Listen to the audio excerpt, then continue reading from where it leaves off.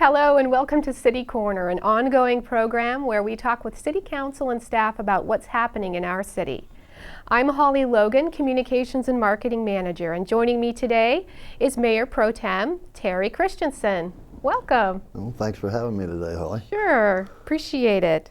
So, just wanted to start out by asking you a question. You were raised in Richland and you raised your children here. So, what do you love about this community?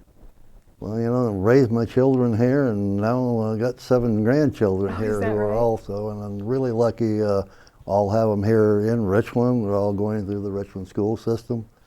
But growing up here, you know, it was more of a small town. I've watched the town grow and get bigger. But the town has, in my view, always had a sense of togetherness, a community that's together. Great police department, you know, you can feel safe. Not quite like it was growing up with a kid when you never locked your doors at night, but Different a little world. different. But we have fantastic parks here that are really great, and we have good athletic programs. It's always a pleasure to look out and be right by the river. So, you know, I'm really proud of Richland, and I couldn't possibly imagine living or having my family come anywhere else. Well, that's great. That's great. So you've been on council since 2011, and you've recently been elected for a second term.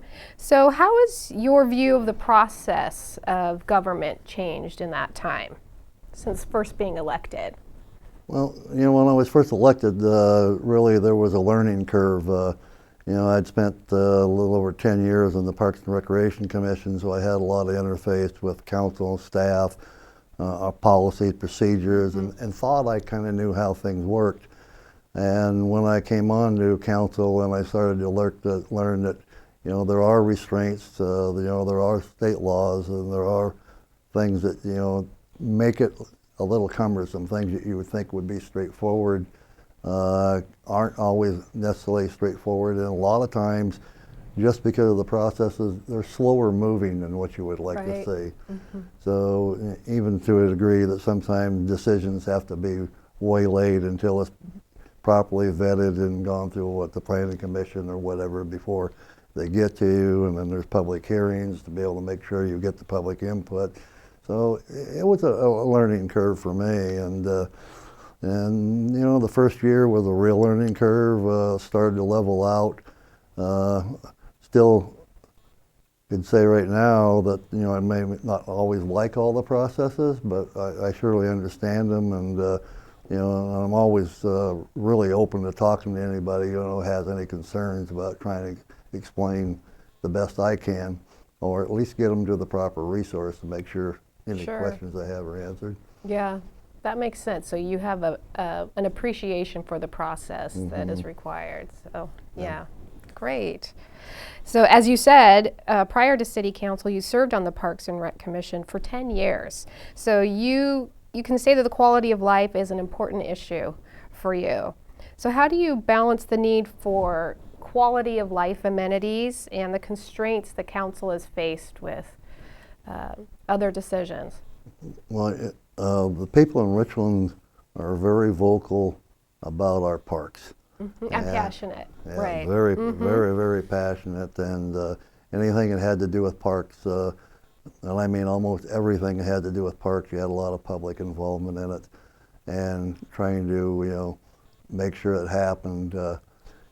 Things change a little bit, but you still have, you know, a great community here. The people love the parks. The people actually get out and enjoy them.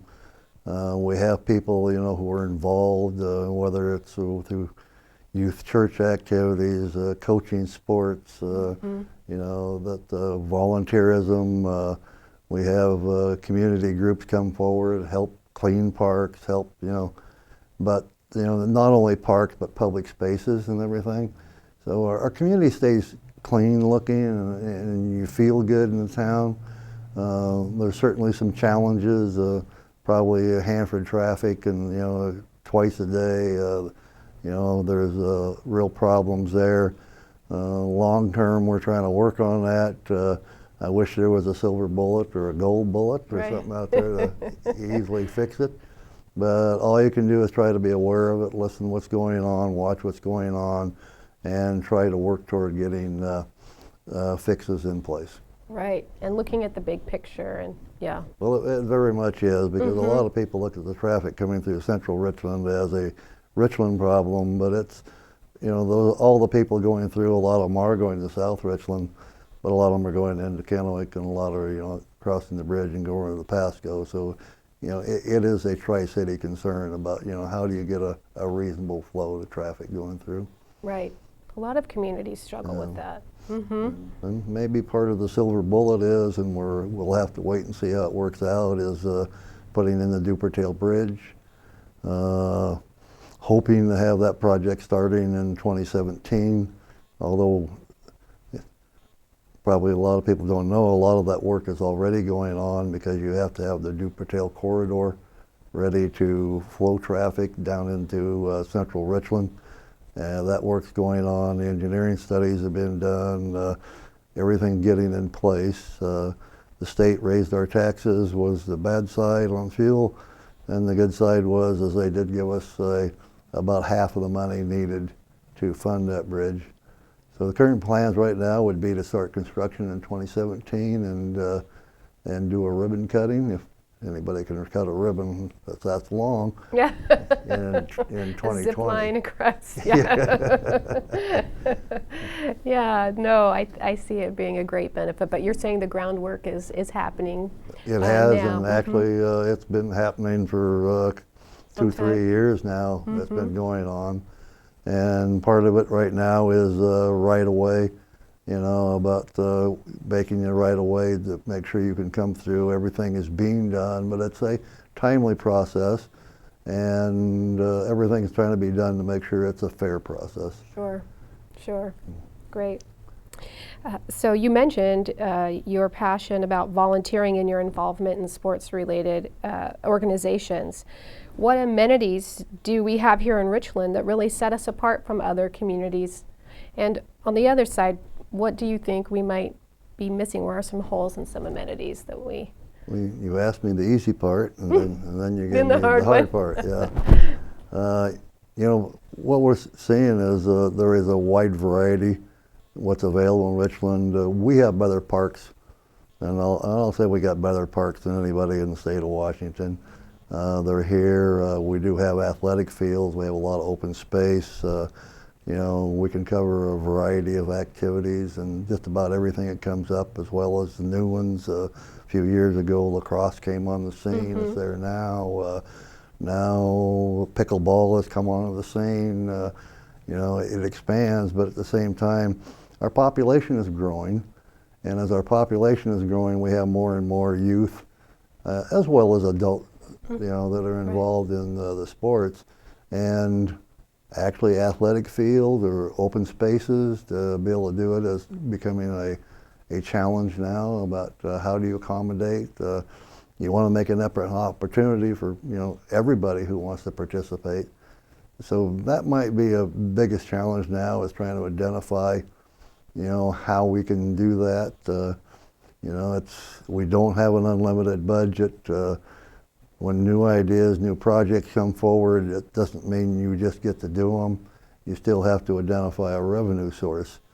And the biggest challenge we have right now is how do you keep all your level of services up that we're doing today without burdening our citizens with additional tax dollars.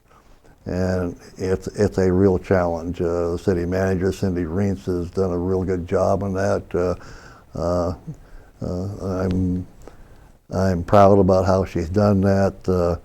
It has put a strain on a lot of city staff, but there's been some reorganization and involvement from staff about ideas on how to do things better and more efficiently, and so it is going well. But it remains a challenge, and it will be a challenge as long as we continue to grow as we have. So switching gears a little bit, you're also a strong proponent of supporting our small businesses. How important is this to the viability of Richland? Well, you know, there's a lot of focus is on, you know, larger businesses, manufacturing, things, you know, although it seems like Hanford will go forever, it's not a reality and it won't. So it's very important, in our economic development plans that we try to do everything we can to try to get larger employers into the area. But as you bring larger employers into the area, then, there's probably nothing more important than the small businesses that come in that, whether they're neighborhood retail or whether they're in a larger place like Queensgate, people need those amenities. Right now, to me, the last few years has been exciting because we've seen some entrepreneurs come in, people who've had dreams all their lives that they would like to open a business. And things are good here right now, and it's a very good opportunity, and we're seeing quite a few of those. And from what I've seen, they're being quite successful in coming in. But it's also a quality of life issue. Is that you need to be able to have things, and someday maybe we can get more things within walking distance, but at least we are growing and we are trying to plan how that grows, and bringing them in is very, very important, and it's one of my pleasures to be able to do ribbon cuttings and shake somebody's hand and tell them how excited I am for them. Right, and definitely extend that appreciation and support, I think, is very important as well. You mentioned walkability and kind of the recent focus of the waterfront visioning for this entire district, including the central business district, along the waterfront.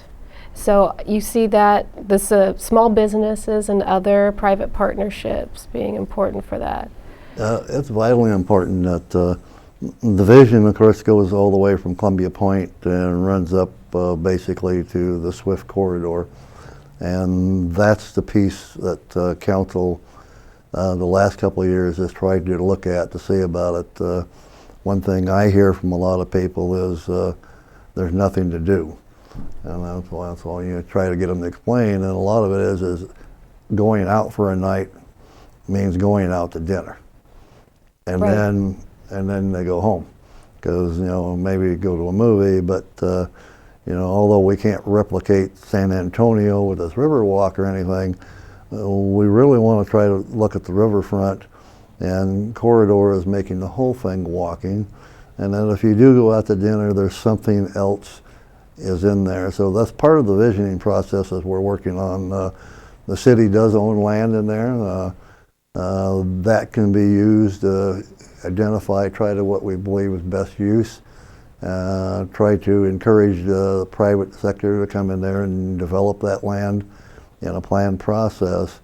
And then as we do that, then what private parcels are in there would also, start to develop and go too. It's nothing that you can do overnight, but you got to have a plan, and you got to have, how do you want to see things do? To criticize ourselves as a city for years and years, buildings have gone up more random. And basically it is, without necessarily having a plan, what kind of a business you wanted where, or what made sense to link things. It was more the business person who came forward, who buy a piece of land and decided they're going to put an auto parts store there. Right. Or they're going to.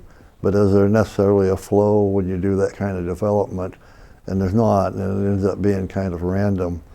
So what council is trying to do now is try to put something together that makes sense. So we're in a stage right now where we're trying to get a good idea of what that vision would look like, and then do a tremendous amount of public outreach to listen to what people think about, how will it work, and many times when you're trying to do that, actually fantastic ideas come from people that would make what you were trying to envision even better. Sure. So, there's nothing I could say is more important than what the public involvement's going to be as we try to go through that process.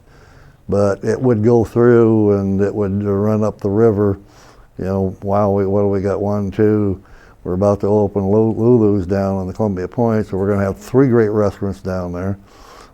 Sitting right off a fantastic golf course, a nice park down there, a trail that everybody just wants wider and wider because it is so a lot of popular and so use, well yes. used. And then we come along and you don't go very far before you get to the Shiloh, and we have a large vacant lot there. At one time, Lamb Weston was going to put their business office there, and that's more random. Not necessarily a plan about how will you best flow. So something like mixed use, maybe part condos, retail, maybe bicycle rentals or something, kind of things. Go there to try to get the flow to go to where you're to there, and then you're almost in Howard Amon Park, which is probably one of the nicest parks around. And if you don't believe me, get down there on a Saturday, Sunday in the summertime and see if you can find a place to park. It's amazing, yeah. It's just really amazing. But then it would run all the way up to where Cadillac continues to grow and prosper. And part of that also would be trying to look about replacement of City Hall and open that up to a retail area also. We've got Jimmy John's, salads, Dupas Boomers going in there. Looking forward to that. Just be, another place right more, still to make that flow try to come up and go all the way. So you want to get it right, and that's the public process about, let's try to get it right, and then let's get to work and try to get out there and start trying to make it a reality. Yeah, that's Did I answer your exciting. question? You did. Oh, I okay. appreciate it. And I think the fact that the point that you made about having that guide be more strategic and balancing between commercial and housing and residential, and how important that is to continue to make that viable and make it come to fruition. It's exciting what the opportunity that we have here on our waterfront. So you did mention the Swift corridor and that master plan, and construction seems to be happening a lot around here. I know it was exciting to see the parking structure at Cadillac. That was always a component, the Richland Public Library. How is the city doing with this continued growth, continue to spur this new growth and balancing? Well, the balancing is hard, but in reality, like I said, the last few years in Richland have really been fantastic. You go back to the nationwide slowdown that took place some time ago, we didn't really feel that here. We continued to prosper and move forward, even though all other parts of the nation were, struggling in many, many ways. So, we've done quite well through that. And right now, you're seeing, well, like I said, most everywhere you drive right now you will see some kind of restructuring, remodel, and new building going up. My wife was really excited here this week when it came out in the paper that they're going to put a Ross's up at Vintage Square up in Queensgate. Oh, that's my favorite store. And that's, not my favorite store, but she was excited. That's great. Yeah, so it is really good, and I would only say, there's so many positive things going on right now that you can't please everybody all the time, but if anybody steps back, looks at the big picture, I think that they will know, that they are living in the right community. Sure. That's great. Yeah, you mentioned the public process and how you value public input and public outreach. And can you speak to how to successfully take that input and also remove the emotional component to decision making, and also following procedure as required by the council? Well, it's really, really difficult because we do have issues come up that people are very, very passionate about. And it's our job, to try to represent them.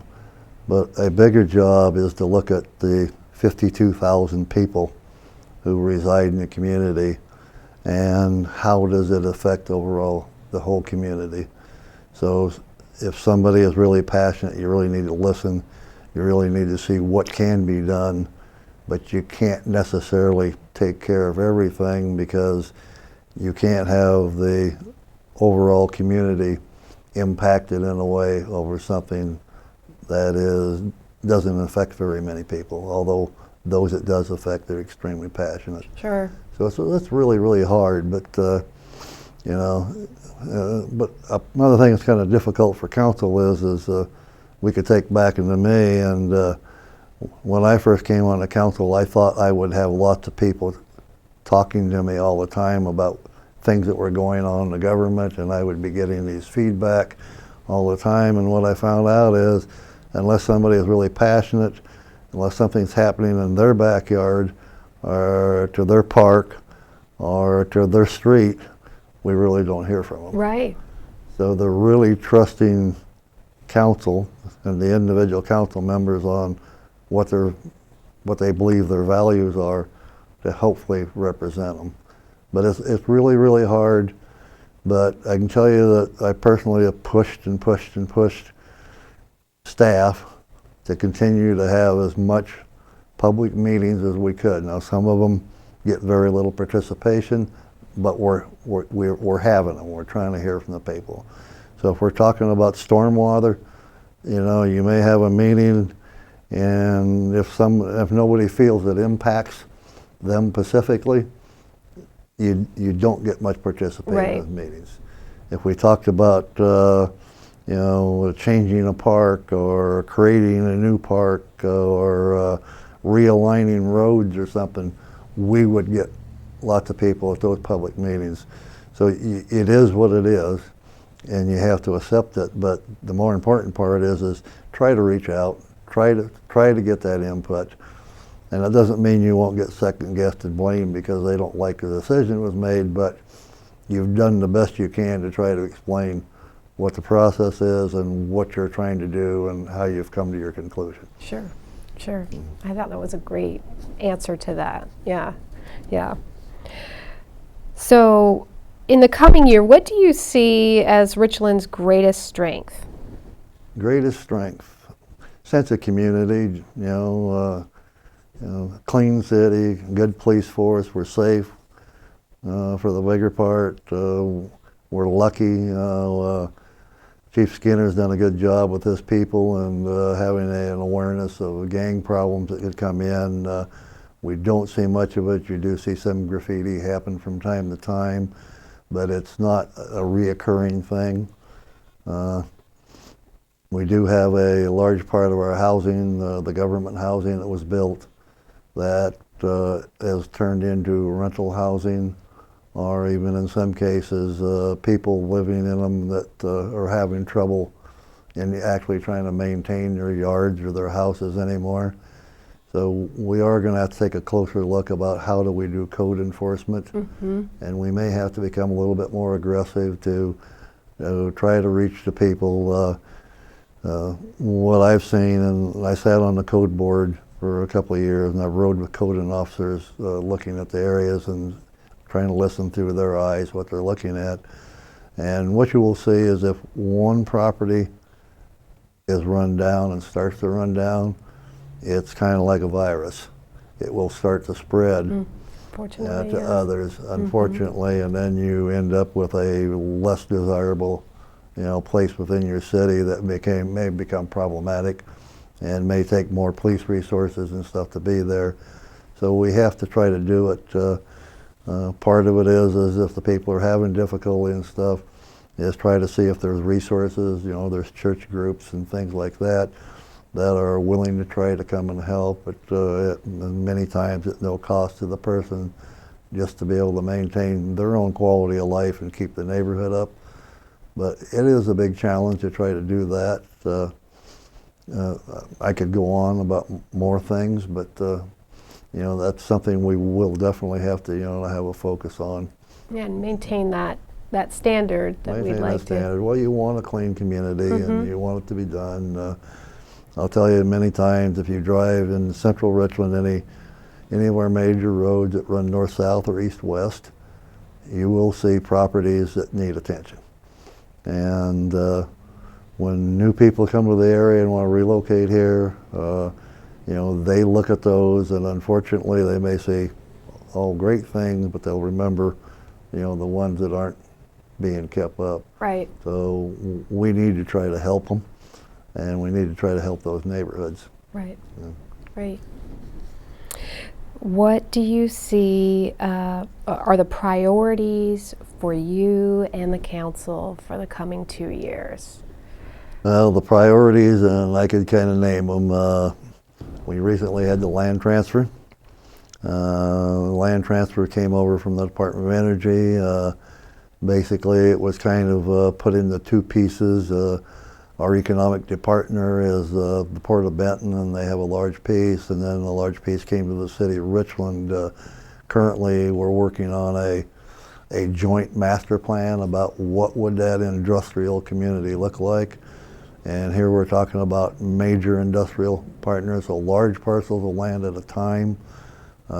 Job replacement, very important to come in here. We do have traffic congestion. We have a need to try to get a better link between the Queensgate growth area and our downtown Richland to keep it vital. The Duper Trail Bridge is an important project that has a lot of focus with council and staff now to get that completed. Hopefully that will also start to alleviate some of the bypass and George Washington Way problems. Yet to be seen until you do it and it happens. Even when it happens, it'll take people a while to get imprinted in their minds what they feel is the quickest way to go. Mm-hmm. And we'll see what it does with traffic flows. The Swift Corridor is the riverfront project we're working on now. Trying to put it into a vision, get it into a plan, probably take all of a year before you try to get that done. Implementation, many years to get it done. The pieces that we can get a hold of, will move more quickly than the ones we can't. In the case where you're looking for a, private dollars to be invested, can take longer. You have to reach out, you have to market those areas, you have to get the interested businesses to come in and look and see. And a big part of what they'll look at is, what are you visioning? So if you're the first person, you really want to know what the vision looks like. Right. If you're the last person, because you'll know what it's like. So, those are just major things that have to go on besides all the stuff that's behind the scenes about, we have a large budget. Part of that's because we're the only of the three cities that have our own electrical utility. We're the only ones that have our own landfill. Those are all issues to be dealt with and try to deal with them cost effectively. The growth is coming in, puts a strain on roads, puts a strain on what your electrical resources are. Not that there's a shortage, but you do have to fund getting to the new areas and being able to take care of it, and growth that comes on with a load altogether. So there's a whole spectrum of things that have to be dealt with. The big ones back, probably the land transfer, the Riverfront Vision, and Duper Trail Bridge. Great. Yeah, I think that's a great overview. Yes. So, well, we so appreciate your role that you play on the City Council and in the City of Richland, and look forward to see what the coming few years have for you. I'd like to thank Mayor Pro Tem Terry Christensen for meeting with us today. Again, I'm Hollie Logan, and this is City Corner.